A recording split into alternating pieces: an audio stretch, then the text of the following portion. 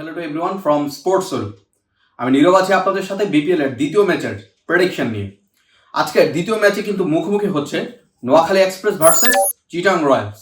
আমরা যদি প্রথম ম্যাচের দিকে খেয়াল করি 191 রানের টার্গেটে ব্যাটিং করতে নেমে রাজশাহী কিন্তু দুর্দান্ত খেলেছে এবং রাজশাহী ওয়ারিয়র্স 2 বল হাতে রেখে 192 রান সংগ্রহ করতে সক্ষম হয়। অর্থাৎ বিপিএল এর এই ভেন্যু, সিলেটের এই ভেন্যু যে হাই স্কোরিং হবে সেটা বোঝাই যাচ্ছে।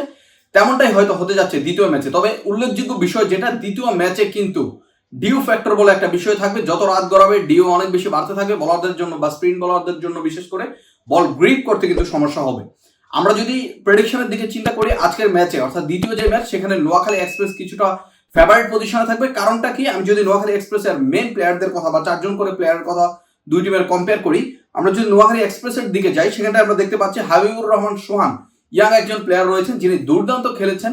সাম্প্রতিক সময়ে আমরা কিছু ম্যাচ ওর দেখেছি, ড্যাশিং একজন প্লেয়ার। অন্যদিকে আমরা যদি জাকের আলীর কথা বলি, হয়তো বা অনেকে অনেক কথা বলতে পারে জাকের আলীর কথা, তবে যেহেতু তিনি ন্যাশনাল টিমের প্লেয়ার এবং তাকে কিন্তু অনেকটা প্ল্যান মাফিক নেওয়া হয়েছে নোয়াখালী এক্সপ্রেস টিমে, সেখানটায় জাকের আলী যদি তার রুলটা এবং সাম্প্রতিক সময়ে যে সময়টাতে তিনি ন্যাশনাল টিমের বাইরে ছিলেন তিনি কিন্তু তার স্কিল নিয়ে কাজ করেছেন, অফসাইডে তার স্কিল নিয়ে কাজ করেছেন। যেহেতু তিনি লেগ ওরিয়েন্টেড প্লেয়ার, ম্যাচে যদি এক্সিকিউট করতে পারেন প্রপারলি, হোপফুলি নোয়াখালী এক্সপ্রেসের জন্য সে একটা ভাইটাল প্লেয়ার হতে পারেন বা ম্যাচ টার্নিং একটা প্লেয়ার হতে পারেন। অন্যদিকে হাসান মাহমুদ রয়েছেন, নাজমুল হাসান অপু রয়েছেন। হাসান মাহমুদ আমরা জানি সে কনসিস্টেন্টলি একই লাইনে বল করতে পারে, আর অপু যিনি রয়েছেন নাজমুল ইসলাম অপু, যাকে আমরা বিপিএল এর থেকে উত্থান বলা যাবে, যাকে আমরা নাগিন অপু নামে চিনি, তিনি কিন্তু রয়েছেন নোয়াখালী এক্সপ্রেসে। অন্যদিকে চিটাং রয়্যালসে কিন্তু ম্যাচ চেঞ্জিং কিছু প্লেয়ার রয়েছে। নাইম, বিশেষ করে নাইম শেখের কথা বলতে হয়, যাকে 1 কোটি টাকার বিনিময়ে কিন্তু নিলাম থেকে চিটাং রয়্যালস নিয়েছে। সেই নাইম কতটা কি করতে পারে, চিটাং রয়্যালস নিশ্চিতভাবে তার দিকে মুখিয়ে থাকবে।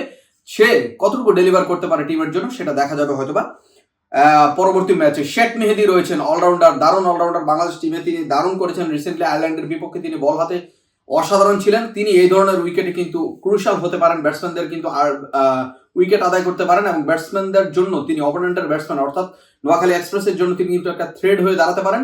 আলটিমেটলি তিনি যদি ভালো করেন এই উইকেটে, সেক্ষেত্রে সব থেকে বেশি লাভবান হবে চিটাং রয়্যালস। অন্যদিকে আবু হায়দার রনি রয়েছেন, শরীফুল ইসলাম রয়েছেন। আবু হায়দার রনি আমরা জানি কুমিল্লার হয়ে তিনি অতীতের যে আসরগুলো রয়েছে সেগুলোতে দুর্দান্ত বোলিং করেছেন, স্পট বোলিং করতে পারেন শেষের দিকটাতে। ডেথ বোলিং এর জন্য তিনি মোটামুটি যথেষ্ট স্কিল রয়েছে, তার পাশাপাশি ব্যাটও ভালো চালাতে পারেন। শরীফুল ইসলাম যিনি ন্যাশনাল টিমের একজন পেস বোলার, তিনি দুর্দান্ত বল করে থাকেন এবং তার লাইন এন্ড লেন্থ কনসিস্টেন্টলি ভালো তিনি রাখতে পারেন। শুরুর দিকে তিনি যদি ব্রেক থ্রু এনে দিতে পারেন চিটাং রয়্যালসের জন্য, দারুণ কিছু হবে। মোট কথা এই ম্যাচে যদি আমরা প্লেয়ার কম্পেয়ার করি তাহলে হাড্ডাহাড্ডি একটি লড়াইয়ের দিকে যেতে পারে এই ম্যাচটি আমরা জানি, এবং হাই স্কোরিং ম্যাচ যেহেতু, শেষে যারা ব্যাট করবে তাদের জন্য কিন্তু কিছুটা অ্যাডভান্টেজ থাকবে, কারণ তাদের সামনে টার্গেট নিশ্চিত থাকবে। অন দ্য আদার হ্যান্ড যেহেতু ডিউ পড়বে, বলারদের জন্য শেষের দিকে গ্রিপ করতে অসুবিধা হবে।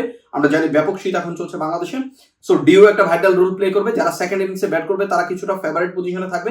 তবে ওভারঅল টিম কম্বিনেশনের কথা চিন্তা করলে বা on the field, of the ফিল্ডে নোয়াখালী এক্সপ্রেসের কিছু ঘটনা রয়েছে কোচ ইস্যুতে, আবার চিটাং রয়্যালসের তো মালিকানায় চলে গেছে। সো ওভারঅল দিক কম্পেয়ার করলে দুই টিমই কিন্তু একই পজিশনে রয়েছে, তবে কিছুটা এগিয়ে থাকবে নোয়াখালী এক্সপ্রেস। বিপিএল সহ সকল ধরনের খেলার এক্সাইটিং সব আপডেট এবং স্পোর্টস রিপোর্ট পেতে স্পোর্টস সোলোর ইউটিউব চ্যানেল এবং ফেসবুক পেজের সাথে যুক্ত থাকার অনুরোধ রইল। আমি নীরব থাকবো আপনাদের সাথে সমগ্র বিপিএল জুড়ে।